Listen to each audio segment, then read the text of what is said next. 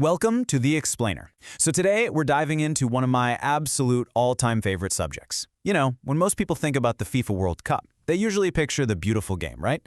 We're talking tactical masterclasses, stunning goals, total global unity. But if you actually dig into the historical archives, oh man, you will find that the tournament's history is literally filled with verified, totally bizarre, unadulterated chaos. Our goal today is to show you the side of the World Cup they definitely don't put in the official highlight reels. I mean, just think about this for a second. What do a kidnapped trophy, 16 yellow cards, and a literal chloroform accident have in common? Well, I'll give you a hint. Truth is very often stranger than fiction, especially in the football world.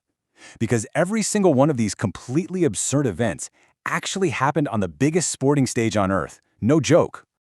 Okay, let's dive straight into this. Here is our roadmap for today. We're going to cover 1. The chaotic first tournament. 2. A prince on the pitch. 3. The Battle of Nuremberg. 4. The stolen golden goddess.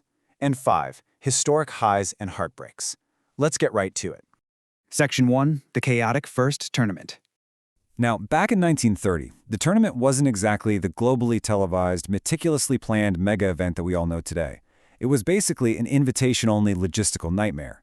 Europe was dealing with a massive economic depression, and players were genuinely terrified they'd lose their day jobs that they left to go play a game.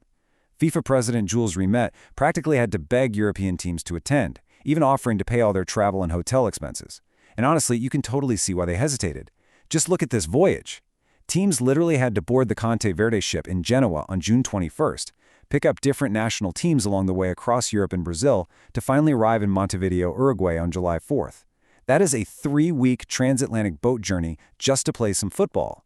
And the absurdity definitely did not stop once they actually arrived. I promise you every single one of these facts is 100% real. First off, Romania's entire squad was personally selected by King Carol. He literally gave the players a 3-month vacation and guaranteed their jobs would be waiting for them. On the pitch, referees officiated wearing full formal suits. Seriously. Then, in a match between the USA and Argentina, the American medical attendant ran onto the pitch to argue with the referee, dropped his medical bag, smashed a bottle of chloroform inside it, and accidentally knocked himself out with the fumes. They literally had to help him off the pitch. And okay, my absolute personal favorite, Romanian player Alfred Eisenbeiser Ferraru got pneumonia on that long boat trip home. A rumor somehow spread that he died. His understandably distraught mother planned his entire funeral, only for him to casually walk to the front door on the very day of his own wake. She fainted right on the spot. Absolutely wild. Moving on to Section 2, a prince on the pitch. Let's jump forward in time a bit to 1982 in Spain for what has to be one of the most surreal VIP interventions in the history of sports. During a group stage match between Kuwait and France, the French team scored a goal. Pretty standard, right? Well, some of the Kuwaiti players had actually stopped playing because they heard a whistle blow in the crowd and thought the game was paused. The referee awarded the goal anyway. That is, until Sheikh Fahad Al-Ahmed Al-Jaber Al-Sabah, who was the president of the Kuwaiti Olympic Committee, casually walked down from his VIP stands, marched right onto the pitch, and literally ordered the referee to reverse his decision. And the craziest part? It actually worked. The goal was canceled right then and there. Just like that. But wait. 6 years after that disallowed goal, the bizarre aftermath somehow continued. In 1988, the Sheikh actually invited French captain Michel Platini to play for Kuwait in a preparatory match against the USSR. So Platini suits up and plays for exactly 21 minutes. Why 21 minutes?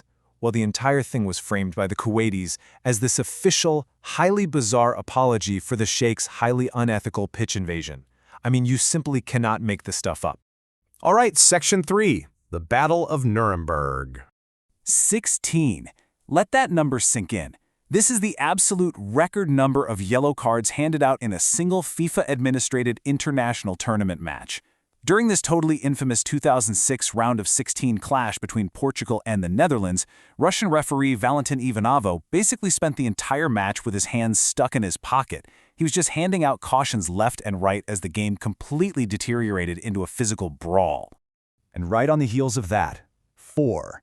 That's the record for red cards in a 90-minute World Cup match. 2 for Portugal, 2 for the Netherlands. The pitch essentially turned into a total war zone. It was pure madness. At one point, Portugal cleared the ball out of play so a player could get medical treatment. Now, football's unwritten gentleman's agreement dictates you give the ball back. Well, the Netherlands didn't. This sparked a massive brawl that included Portuguese legend Luis Figo literally headbutting Mark van Bommel. But the visual that truly defines this match is what commentator Gary Bloom called the bad boys' corner. Because so many players were sent off, television cameras caught 3 of them. Portugal's Deco and the Netherlands' Boeleroos and Van Bronckhorst just casually sitting together on the sidelines, watching the rest of the chaos unfold. The funny thing is, Deco and Van Bronckhorst were actually club teammates at Barcelona at the time, so they're just sitting there having a nice little chat after getting ejected from an absolute bloodbath. Moving to Section 4, the stolen Golden Goddess. Let me tell you, this trophy literally had 9 lives. During World War II, the Italian Football Federation's president actually smuggled the original Jules Rimet trophy out of a bank and hid it inside a shoebox under his bed. That successfully kept it away from the Nazis. Fast forward to 1966 in England, and the trophy is stolen from a public display in London. But, amazingly, it's found a week later wrapped in newspaper in a front garden by a dog named Pickles. You can't write a better script. Sadly, though, the luck finally ran out in 1983 when it was stolen in Rio de Janeiro, Brazil, and it was never seen again. And the facts of that 1983 Rio heist are honestly almost farcical. The trophy was housed at the Brazilian Football Confederation offices. It was kept inside this impressive bulletproof glass display, which unfortunately was held together by a simple wooden frame. Yep, a wooden frame. The thieves just overpowered and tied up the single night watchman, prized open the wooden frame with a basic crowbar, and just walked out with football's holy grail. To this day, the original Jules Rimet trophy is presumed to have been melted down into gold bars and sold off. It's an absolutely tragic loss for sports history. Bringing us to our final section, Section 5, Historic Highs and Heartbreaks. Consider this incredible statistical anomaly for a second. On one end, we have the record for the youngest goal scorer in a World Cup final. That's the legendary Pelé at just 17 years and 249 days old. Right beneath it, we have the oldest goal scorer in a final, Sweden's Nils Lidholm at 35 years and 263 days old.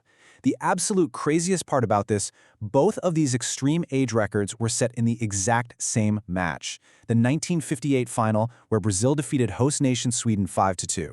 To have both ends of the historical spectrum happen in the exact same 90 minutes is just staggering, isn't it?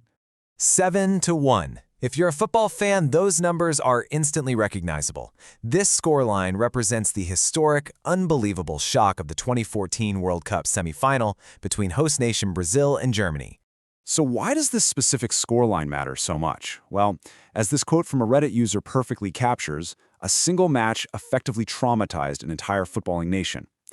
Think about it. Brazil was hosting the tournament. The entire country expected them to win it all. And instead, they were viciously dismantled on their own soil in the space of about 20 minutes by an utterly ruthless German squad. It was a chaotic, surreal meltdown that literally altered the psychology of Brazilian football forever. So from a 3-week boat trip in 1930 to a missing golden goddess, a royal pitch invasion, and scorelines that completely defy logic, the World Cup is just a beautifully chaotic spectacle. Which really leaves us with one final thought. With a history this unpredictable, what absolute madness will the next World Cup bring? Thank you so much for learning with me today, and I'll catch you on the next explainer.